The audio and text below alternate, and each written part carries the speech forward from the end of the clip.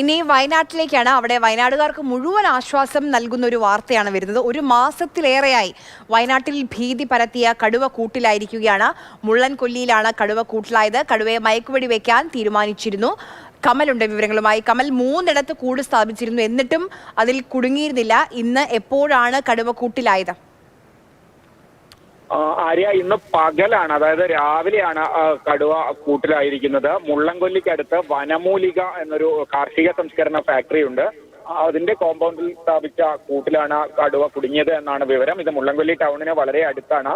കഴിഞ്ഞ 1 മാസമായി ഈ മേഖലയിൽ കടുവയുടെ സാന്നിധ്യം ഉണ്ടായിരുന്നു. പലതവണ ആളുകൾ നേരിട്ട് കണ്ടു. ഇന്നലെ രാവിലെ കൂടി മുള്ളൻകൊല്ലി പള്ളിയിൽ പോയ ചിലർ കടുവയെ കണ്ടതായി പറഞ്ഞിരുന്നു. മാത്രമല്ല പശുക്കിടാങ്ങളെയും ആടിനെയും ഒക്കെ കടുവ ഭക്ഷണമാക്കിയിരുന്നു. ഇന്നലെയും ഒരു പശുക്കിടാവിനെ കടുവ കൊന്നു തിന്നിരുന്നു. ചെറിയ മൃഗങ്ങളെയാണ് പ്രധാനമായും കടുവ വേട്ടയാടിയത്. അതുകൊണ്ട് തന്നെ കടുവ ഇനി ചെറിയ കടുവയാണോ അല്ലെങ്കിൽ കൂടുതൽ പരിക്കുള്ള കടുവയാണോ എന്ന് വ്യക്തമല്ല. എന്തായാലും പ്രാഥമിക പരിശോധനയ്ക്ക് ശേഷം വനംവകുപ്പ് ഇക്കാര്യം വ്യക്തമാക്കും. കടുവയെ എങ്ങോട്ട് മാറ്റുമെന്ന കാര്യത്തിലും തീരുമാനമായില്ല. തൽക്കാലം കുപ്പാടിയിലെ സംരക്ഷണ കേന്ദ്രത്തിലേക്കായിരിക്കും കൊണ്ടുപോവുക. പ്രായം കുറഞ്ഞ കടുവയാണെങ്കിൽ അതിനെ മാറ്റുന്നത് സംബന്ധിച്ചൊക്കെ ആശയക്കുഴപ്പമുണ്ടാകും. എന്തായാലും ഇക്കാര്യങ്ങളിലൊക്കെ അല്പസമയത്തിനകമേ വ്യക്തത വരികയുള്ളൂ. ശരി കമൽ, എന്തായാലും വയനാട്ടുകാർക്ക് വലിയ ആശ്വാസമാണ്.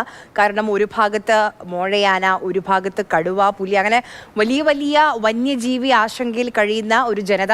അവർക്ക് എന്തായാലും അല്പമെങ്കിലും ആശ്വാസം. 1 മാസമായി പലയിടത്തും, പ്രത്യേകിച്ച് ജനവാസ മേഖലകളിലൊക്കെ കണ്ട കടുവ ഇപ്പോൾ കൂട്ടിലായിരിക്കുന്നു. മുള്ളൻകൊല്ലിയിൽ ആണ് കടുവ കൂട്ടിലായത്.